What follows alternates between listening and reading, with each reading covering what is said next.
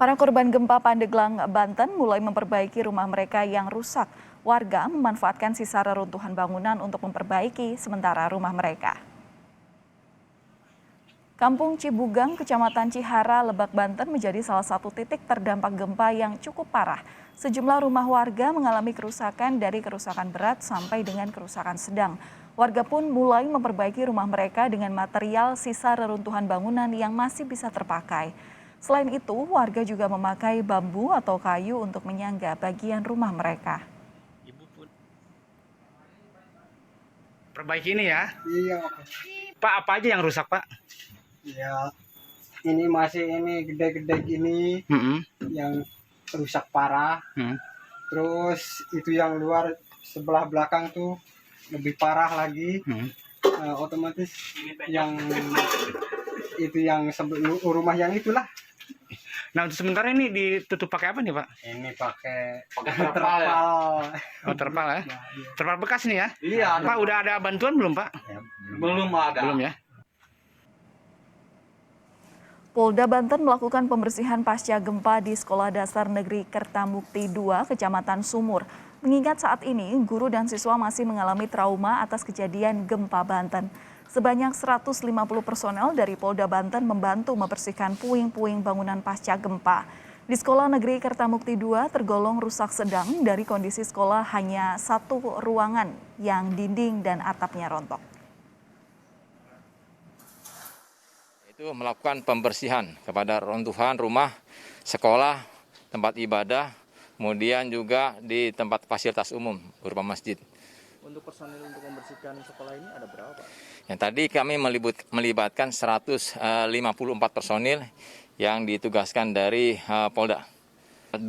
Pertama di desa SDN Kertamukti 1 dan 2, kemudian Puskesmas Sumur, Desa Kertajaya.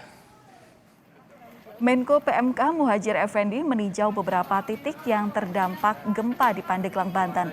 Dalam kunjungannya, Muhadjir melihat kondisi bangunan rumah, sekolah yang rusak, serta puskesmas Kecamatan Sumur, Kabupaten Pandeglang yang rusak akibat guncangan gempa bermagnitudo 6,6 pada Jumat lalu. Pemerintah akan langsung melakukan perbaikan di fasilitas pendidikan yang terdampak gempa.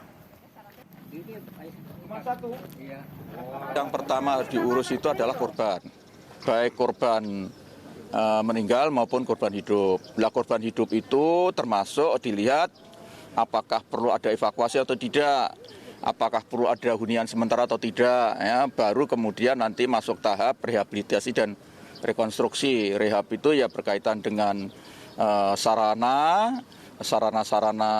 yang ada, yang memang sangat mendesak untuk segera ditangani. Kemudian untuk rekonstruksi itu yang berkaitan dengan prasarana, infrastruktur yang berat-berat itu perlu penanganan jangka panjang. Lah ini sedang pemerintah Kabupaten Pandeglang sedang menginventarisasi sama. Tadi saya sudah dilapor Ibu Bupati sudah lengkap, tinggal secepatnya ada yang kita tangani nanti. BPBD Lebak, Banten terus mendistribusikan bantuan untuk korban gempa. Beberapa lokasi terdampak gempa yang berada di pedalaman menyebabkan bantuan terhambat karena akses jalan sulit untuk dilalui. BPBD Lebak memfokuskan pendistribusian logistik ke beberapa lokasi terdampak gempa yang aksesnya sulit untuk dilalui. Seperti 2 desa yang berada di Kecamatan Cihara, yakni Desa Citepesen dan Desa Barunai.